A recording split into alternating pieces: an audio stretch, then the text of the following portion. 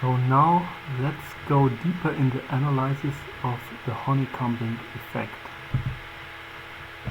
We want to know, or we want to compare 1 deep, 2 deep, 3 deep and 4 deep lanes, and we want to know which of these storage options minimizes the wasted space due to honeycombing. And again we make the assumption that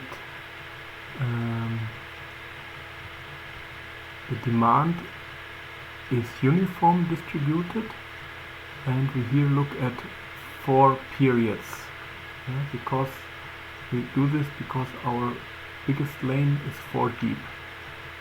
Therefore, to align this and to make the analysis easier, we choose a period, like we choose 4 periods for analysis, and you can think of each period as a day.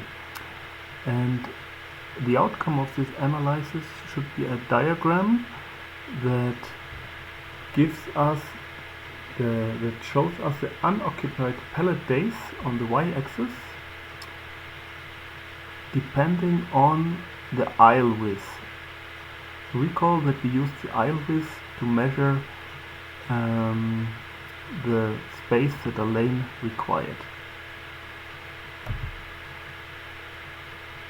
So let's have a look at this picture first. In the first, let's say, row, we have 1 deep storage. Second row, 2 deep. In the third row and fourth row, we have the case for the 3 deep storage and the 4 deep storage. And on the columns, we have day 1, day 2, day 3, day 4. The unoccupied area days, we come to this later on. So we have 4 pallet positions of an SKU. The demand for this SKU is constant,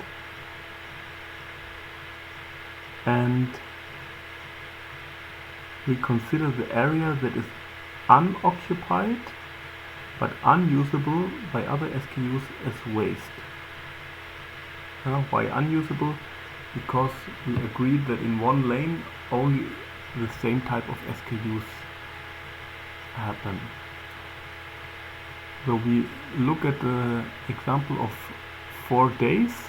That means in the beginning, before day 1 or on day 1, there are 4 pallets of the goods, and after we require 1 pallet, we remove 1 pallet every day, and then on day 5 4 new pallets enter the warehouse and fulfill use the storage slots again, but there's no delivery during day 2 or day 3. So let's look at the 1 deep case in the first row. So to store 4 SKUs, we need 4 pallet positions, and each pallet position is in a single lane because we only have 1 deep lane. So we have 4 lanes, and each lane is 1 deep. The dark gray area is the aisle space. Here the forklift operates and can access one of the black pallet positions. Now what happens on the second day? On the second day, we remove 1 black pallet. This pallet is removed because the customer demands it, and then this lane becomes free, and any other SKU can be stored there because we are using only 1 deep lane. It means on day 2 we only use 3 slots, and all slots are occupied. On day 3, another pallet gets removed.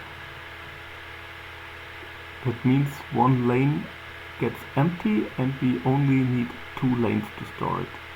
On day 4, another pallet is removed and we only need 1 lane to store the remaining pallets.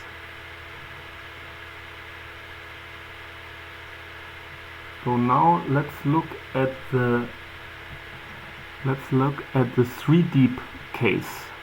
the 3 deep case. On day 1, to store the 4 pallets, we have to use 2 lanes. We have to use 2 lanes. One lane is 3 positions deep, so we use one lane completely, and a second lane, a second 3 deep lane, we occupy one spot, and 2 slots are empty. These are the white slots. On day 2 again, there's a demand for 1 pallet. This pallet gets removed. Of course, we remove the pallet from the lane that is almost empty, and then this lane is free and can be used for any other SKU. Therefore, it's not considered wasted. On day 3, another pallet is removed. So that means in the 3 deep lane there are only 2 occupied dark black slots, and 1 slot is white, meaning it is not used. On day 4, another pallet is removed, and there's only 1 pallet left, and 2 positions for storing a pallet are empty. I hope you did the point how this works. Let's go to the 2 deep lane. So we have 4 pallets to store. If the layout is a 2 deep layout, we need 2 lanes to store 4 pallet positions on day 1. On day 2, 1 pallet gets removed, so we still need 2 lanes, and 1 has a free slot. On day 3, another pallet gets removed, the lane becomes empty, and we only need 1 2 deep lane to store the 2 pallets. On day 4, another pallet gets removed, but we still have the 2 deep lane to store the pallet. So now how do we count the wasted space, or how do we count the space that is in use? How do we count the space that is in use?